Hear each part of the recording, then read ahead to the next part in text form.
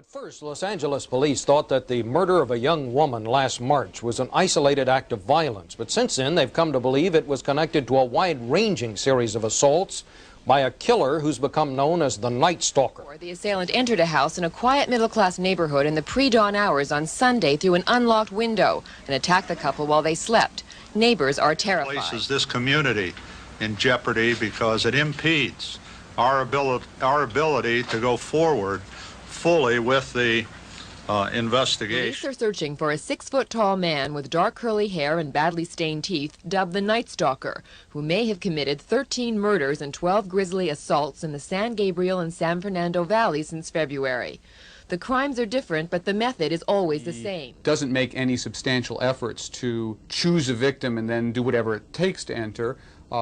He seems to enter whenever entry is easy. The investigation is the largest in Los Angeles County since the Hillside Strangler murdered 13 women in the late 70s. But the random nature of these attacks, with seemingly no motive, may make this case even more difficult to solve. Nadine Berger, CBS News, Los Angeles.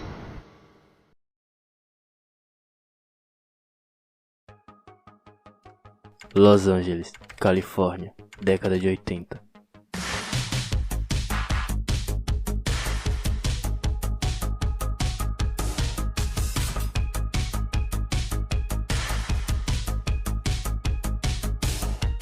This is a city of famous sights and famous sounds. A city of beautiful places and beautiful people. A Cidade da Fama, assim como era conhecida, possuía praias, eventos importantes, discotecas e algumas das grandes celebridades que surgiam na época. A cidade em que não existiam pontos negativos, a cidade de Hollywood. A cidade em que a temperatura atingia níveis absurdos, causando assim diversas queimadas. A cidade onde a taxa de criminalidade e homicídios brutais eram extremamente altas. A cidade em que a mídia transformava em utopia. Acontece que Los Angeles era uma grande mentira. O anonimato que a cidade trazia atraía diversas pessoas, incluindo pessoas perigosas. A população vivia com medo. Mães trancavam seus filhos em casa por segurança e precaução. Ninguém mais se sentia seguro. As pessoas saíam de casa sem saber se iriam voltar.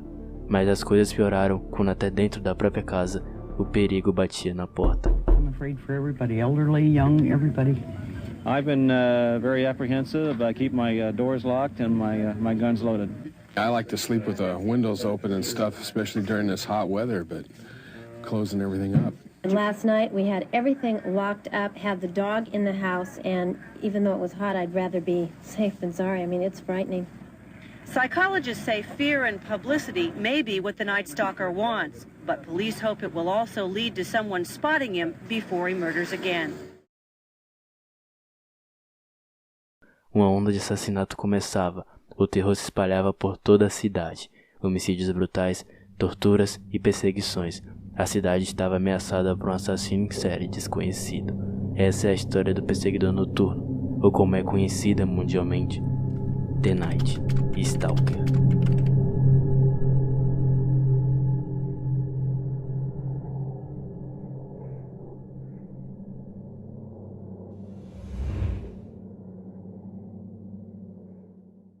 – 28 de junho de 1984.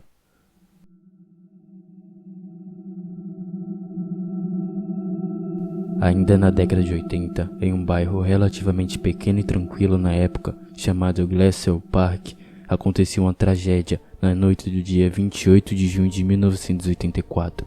Um misterioso assassinato envolvendo uma senhora de 79 anos chamada Jenny Winkle. De acordo com as investigações feitas pela equipe policial, a senhora foi brutalmente assassinada em sua própria casa enquanto dormia, e com alguns resquícios de um possível abuso. Digitais foram encontrados e coletados no local. Suspeitos foram levantados e alguns interrogatórios foram feitos, mas depois de algum tempo, o caso se perdeu entre outros milhares de casos de homicídio em Los Angeles.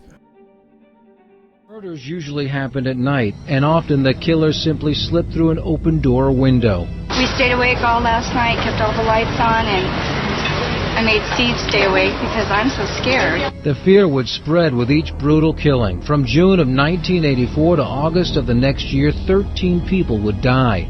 Those that survived the attacks were often raped, beaten, and left clinging to life.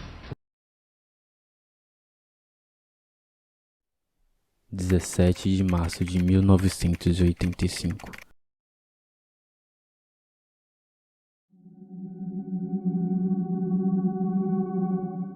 Era mais um dia comum para Esther Petschar, uma moradora de Los Angeles. A mulher caminhava tranquilamente, até que encontrou em um lixo um boné da banda AC/DC. À sua direita se aproximava um homem. Ele pegou o boné, olhou para Esther e deu-lhe um sorriso um pouco macabro. No mesmo dia, um pouco mais tarde, Esther acabava de sair do trabalho, dirigindo em direção à sua casa. Em um instante, um carro se aproximou de forma incomum e ficou lado a lado com a mulher. Ao olhar, ela percebeu que era o mesmo cara que havia visto um pouco mais cedo. Esther relata que ele a olhou com aquele sorriso macabro, com os olhos profundos, que a lembravam muito um palhaço assassino. Foi nesse dia, 9 meses depois do primeiro assassinato, que o perseguidor noturno fazia mais uma vítima.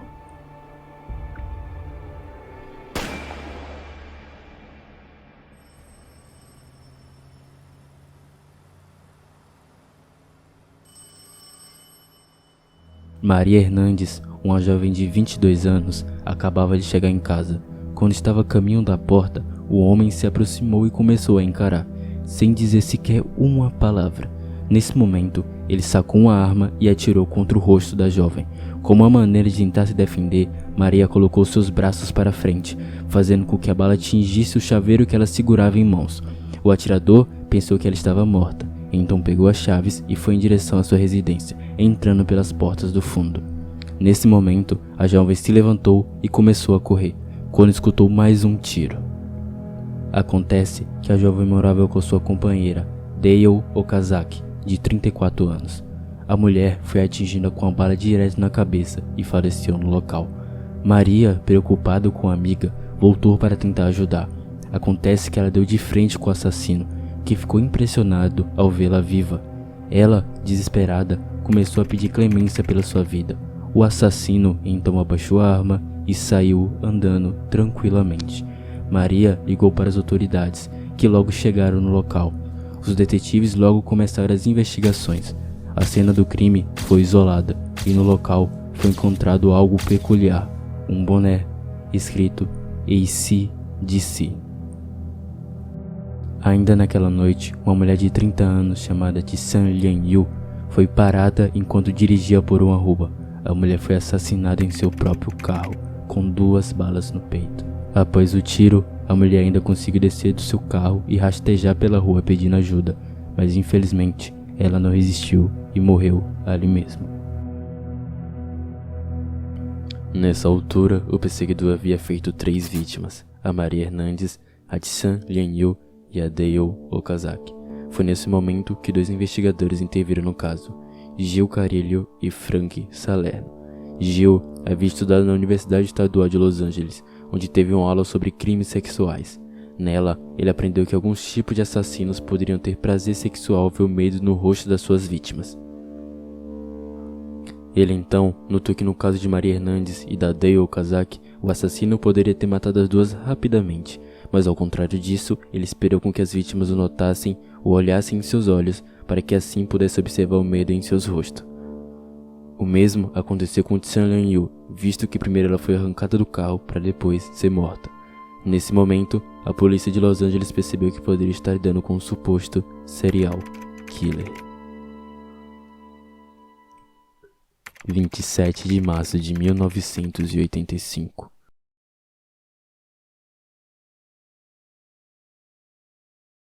Um casal de idosos haviam sido mortos em sua própria residência. Vicente e Maxine Zazara, de 64 e 44 anos respectivamente, foram encontrados baleados em sua casa. O corpo de Vicente estava no sofá, baleado na zona temporal esquerda. Parecia ter sofrido morte imediata.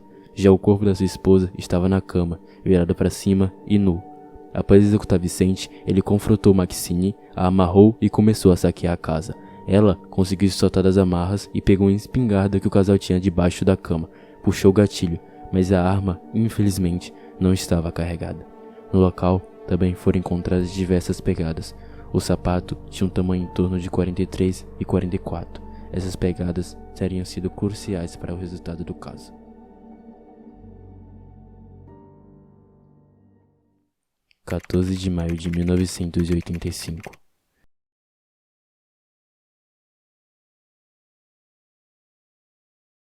Nesse dia, o perseguidor forçou a entrada na casa de William e Lillian Doy, de 66 e 63 anos respectivamente. O perseguidor primeiro baleou William acima do lábio esquerdo. A bala atravessou a língua e se alojou na garganta. Depois, bateu nele até perder a consciência. Após isso, entrou no quarto de Lillian, bateu nela e avisou para não gritar se ela não quisesse morrer. Prendeu as mãos dela atrás das costas com uma gema para poder vasculhar a casa. Após descobrir o que queria, regressou ao quarto e violou Lillian. Porém, William não estava morto. Apesar dos ferimentos, conseguiu rastejar até o quarto e ligou para a emergência. Mesmo não conseguindo falar, a sua chamada foi localizada e uma ambulância e um carro da patrulha foram enviados. William morreu ao caminho do hospital. Já Lillian foi atendida pelos médicos e conseguiu descrever o assaltante.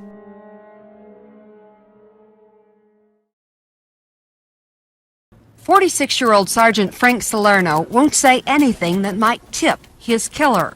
Salerno has been working homicide for almost a decade. He and his partner, 35-year-old Gil Carrillo, have too much invested, too much at stake.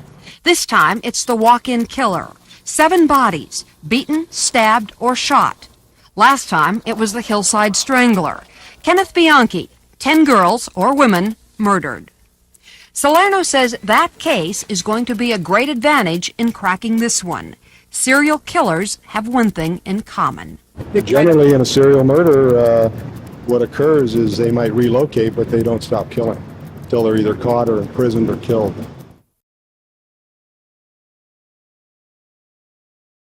– 20 de maio de 1985.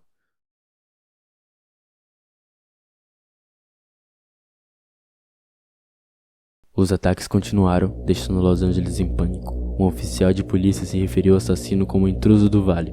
Vários jornais locais o chamavam de perseguidor da meia-noite. No dia 20 de maio, Mabel Bell, de 83 anos, com sua irmã Florence Lang, de 80 anos, foram achadas na casa de Mabel.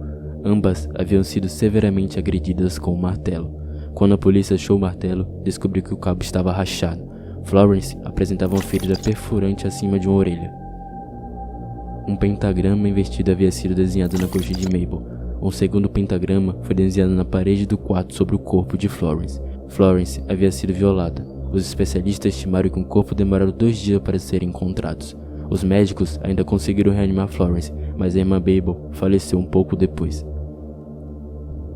As investigações nessa altura se intensificaram cada vez mais, até que em um momento, Gil e Frank decidiram dar uma olhada em alguns casos antigos. Em um deles, um suspeito havia cometido uma infração de trânsito. Logo em seguida, um guarda da polícia de Los Angeles o parou. Vale ressaltar que minutos antes a tentativa de sequestro havia sido realizada, então os policiais estavam bem atentos. Ao abordar o homem, o policial percebeu que ele tinha características bastante parecidas com as descrições do perseguidor. O suspeito não tinha carteira de habilitação, então, como regulamento, o policial apenas aplicou uma multa. Após voltar para o seu carro, ele ouviu no seu rádio mais informações sobre o perseguidor noturno, incluindo descrições mais detalhadas. Foi quando ele olhou de volta para o suspeito e percebeu que ele se encaixava perfeitamente. Nesse momento, o suspeito desenhou um pentagrama no vidro do carro e fugiu, correndo. O policial tentou persegui-lo, mas infelizmente não conseguiu. O carro que o suspeito estava foi apreendido, mas Gil e Frank não conseguiram permissão para investigar. Ondas de assassinatos continuavam, com até algumas tentativas falhas por parte do perseguidor. Foram 5 casos em um intervalo de 10 dias. Frank e Gil finalmente conseguiram a permissão para acessar o carro apreendido. Ao vasculhar, encontraram um cartão de consultório odontológico. Os investigadores então interrogaram o dentista, que os disse que o suspeito havia tido ali dias antes. Além disso, ele informou que o suspeito se apresentou como Richard. Também disponibilizou para os policiais os raios-x tirados na consulta. Gil e Frank então conversaram com outra amiga da mesma área, que os disse que muito provavelmente o suspeito voltaria no consultório por estar sentindo muita dor de dente. Então, a polícia se posicionou de forma estratégica para prender o suspeito. No consultório, deixaram um alarme para que o dentista acionasse assim que o suspeito entrasse. O dia aguardado chegou. mas infelizmente, quando o dentista acionou o alarme, ele falhou. Pela segunda vez, o suspeito conseguia fugir. Nessa altura, os casos já tinham tomado uma proporção enorme. Uma força-tarefa com mais de 200 policiais foi montada. Diversas ligações foram recebidas, informações e supostos casos foram aparecendo cada vez mais e mais. We do not have anything of substance as of yet, and absolutely nothing that indicates that the suspect is close to being apprehended. Though there is a large task force working on this case, investigators believe the so-called Night Stalker will be caught because of a tip from the public. To help motivate someone to come forward, Los Angeles County officials have authorized a $10,000 reward. In Los Angeles, Phil Schuman reporting for NBC News. A imprensa e a população foram à loucura. As compras de armas subiram de maneira impressionante. Os retratos falados foram divulgados cada vez mais e mais. Naquela altura, toda Los Angeles estava ciente do tal Night Stalker. Foi quando, em meio a diversos depoimentos, uma pessoa disse conhecer o assassino. Segundo ele, o assassino se apresentava como Rick e era idêntico aos retratos divulgados. Ele então disse que o tal Rick havia se vangloriado meses antes por assassinar um casal de asiático. Eventualmente, as investigações levaram para mais pessoas que conheciam o tal Rick. Uma dessas testemunhas disse que o viu usando um boné do AC/DC e que ele sempre alegava estar com dores nos dentes. Com a pressão dos investigadores em cima das testemunhas, uma pessoa revelou algo extremamente importante para a investigação. Ela revelou o verdadeiro nome do assassino: Richard Ramirez. Essa informação foi divulgada para o público, e dessa vez o assassino estava mais perto de ser preso do que nunca. Jill e Frank sabiam que Richard tentaria fugir, por isso várias guardas foram montadas nas saídas da cidade. Após sua longa jornada de horror, Richard conheceria o fim disso tudo no final de agosto de 1985. No dia 29 de agosto, Richard foi à estação de autocarros em Greenwood, em Los Angeles, após regressar da casa do seu irmão no Arizona. Quando Richard saiu da estação, notou que estava cercado de viaturas policiais, porém conseguiu escapar. Ele ainda não tinha noção que a polícia já sabia que ele era o Night Stalker. Ao entrar numa loja de esquina, os donos repararam na sua cara e reconheceram ele nas fotos do jornal. Um dos donos gritou: "El Matador". Richard voltou e constatou a sua cara nas capas de vários jornais, pegou um jornal e fugiu. Richard correu 3,22 km em 12 minutos. Foi para a parte baixa de Los Angeles. Ele havia saltado por cima de várias vedações na esperança de encontrar algum carro que pudesse roubar facilmente. Notou que um Mustang vermelho estava estacionado, destrancado e com as chaves na ignição. Entrou no carro e ligou o motor, mas não reparou que o dono estava por baixo do carro. Irritado porque alguém estava tocando no seu carro, meteu as mãos pela janela e agarrou Richard pelo pescoço. Richard avisou que tinha uma arma, mas o dono do carro ignorou. Richard engatou uma velocidade e tentou arrancar, mas continuou sendo segurado pelo pescoço. O carro bateu primeiro contra a vedação e depois contra a garagem. O dono do carro conseguiu abrir a porta e puxar Richard para a rua. Richard conseguiu levantar e atravessou a rua encontrando Angelina Della Torres, de 28 anos, e então entrando em seu carro. Ele correu até lá e colocou a cabeça no carro pela janela, ordenando que ela entregasse as chaves e a ameaçou, dizendo que se ela não fizesse, ela estaria morta. Ela gritou por ajuda e seu marido veio socorrer ela pelo pátio traseiro. Ele agarrou um pedaço de metal da vedação. Porém, um vizinho que havia escutado toda a luta chamou a polícia e correu para ajudar ele, quando escutou o grito de Angelina. Ela então chamou os filhos, de 21 e 17 anos, para o ajudarem. Quando os irmãos correram para ajudar Angelina, viram Richard no banco da frente do seu carro. O irmão mais velho o reconheceu e gritou que Richard era o assassino. Richard correu sendo perseguido pelos irmãos e Manuel, marido de Angelina. Quando conseguiram alcançar ele, Manuel o atingiu no pescoço com o ferro que trazia consigo. Richard continuou correndo, mas os três homens insistiram na perseguição, com Manuel golpeando repetidamente. Richard então caiu, mas rapidamente se levantou e continuou correndo sendo perseguido pelos três homens. Manuel desferiu um golpe mais forte e então Richard, o assassino, caiu no chão.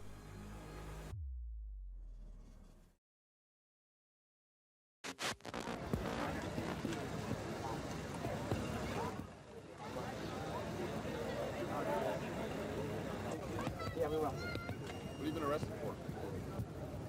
You ever been arrested before? Danny, where's your car? Never been arrested before in L.A.? Fourth went down. When? How long ago? Sit up. How long ago? What's your name? Huh? What's your name? 11.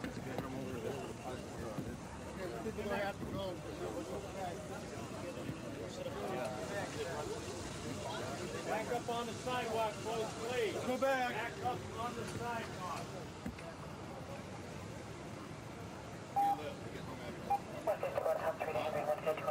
Where do you live?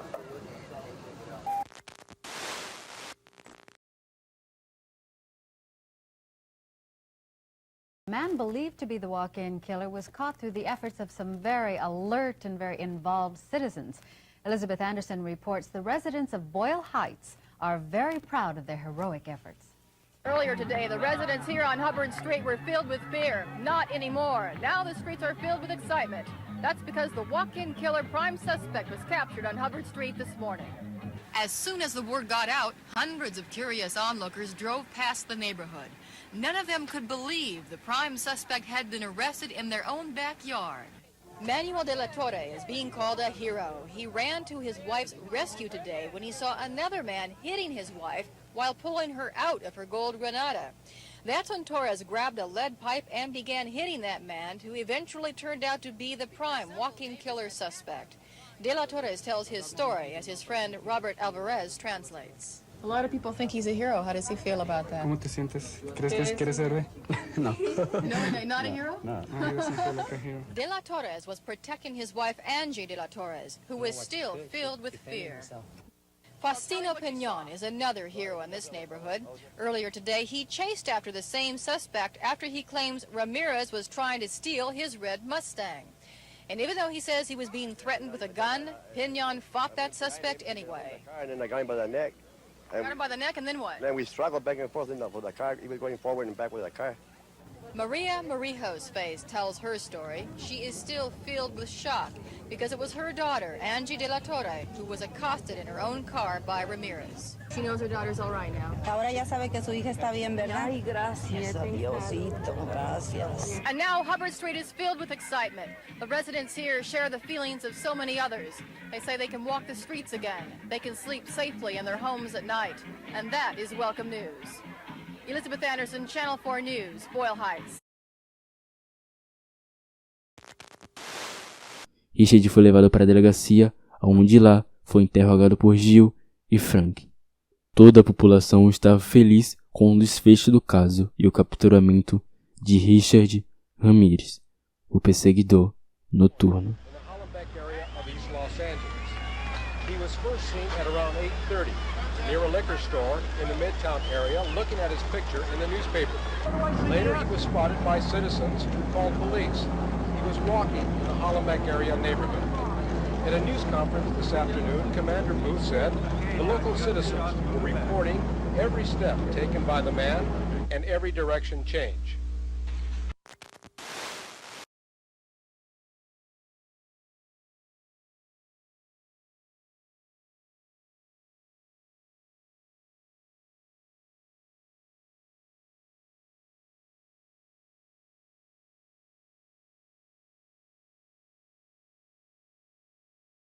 Judge Tynan's courtroom here in downtown Los Angeles. The hearing, the final sentencing hearing for Richard Ramirez is now finally over, and as you said, the judge said he could find no mitigating circumstances. In other words, he could find no reason to not accept the jury's recommendation. That is, guilty on all counts and the death penalty in the gas chamber at San Quentin on all counts.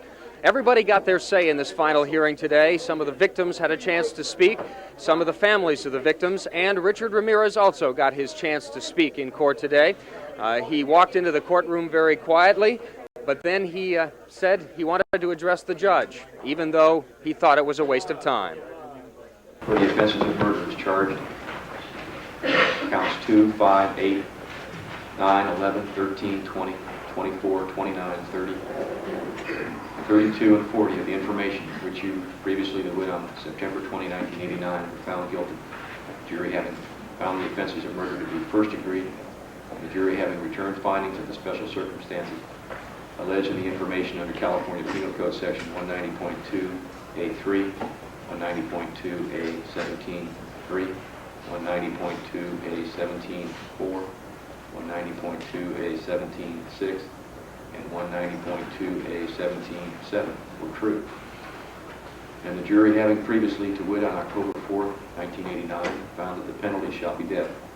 And this court having on November 7, 1989, denied your motion for new trial and application for modification of verdicts and findings imposing the death penalty, it is the order of this court that you shall suffer the death penalty for each of the 19 special circumstances found true, said penalty be inflicted within the walls of the state prison in San Quentin, California, in the manner prescribed by law and at a time be fixed by this court in the warrant of execution.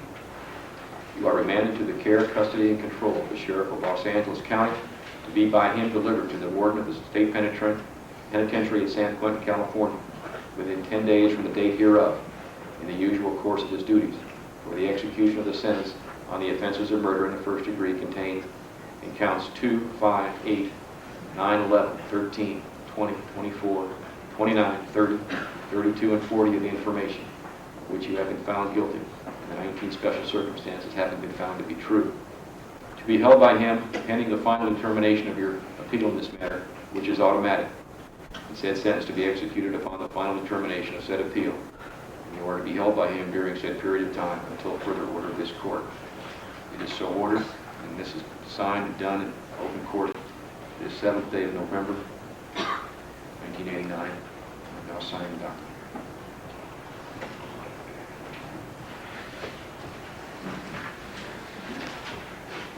Pursuant to sections 1218 of the Penal Code, the court orders that a statement of the commitment of judgment and a copy of the transcript of all the testimony given in all phases of the trial, including arguments made by the respective counsel, together with a copy of the clerk's manuscript, shall be transmitted to the governor by mail. At this time, Mr. Ramirez, you have the right to an automatic appeal. That appeal shall be to the State Supreme Court. You shall be provided counsel on that appeal, and at this time the record will reflect that the defendant shall be deemed to have filed a notice of appeal in appropriate persona. Bail on appeal is denied pursuant to sections 1272 of the Penal Code. The defendant is remanded. Please proceed. If we may have a moment, maybe a question, maybe a first bet. Let's do it open court, Mr. Hernandez. I don't know what the questions are allowed. I think that there's a question whether or not you're still to be continued as the attorney of records on appeal. And Mr. Hernandez, you're retained. I don't know what the terms of your retention are. Mr. Clark is the trial counsel, and his duties are clearly set out. And thank you, gentlemen, all of you. Good luck to you. By the way, before I adjourn, I want to thank the District Attorney's Office, especially Mr. Gilchrist, for the E assim se encerra a jornada de crime de Richard Ramirez, o perseguidor noturno. No seu julgamento, ele foi condenado à pena de morte por câmara de gás, segundo o Código Penal de Los Angeles, na Califórnia.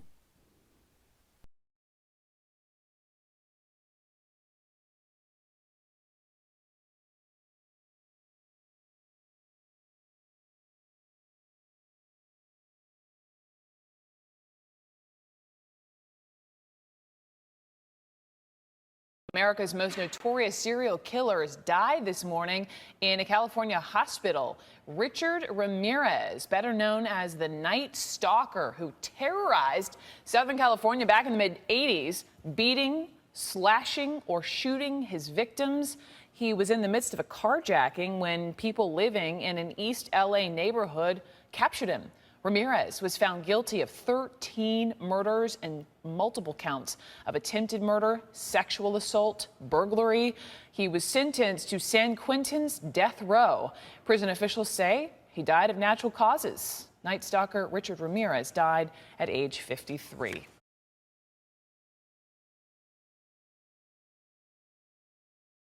I think most humans have in them the capacity to commit murder.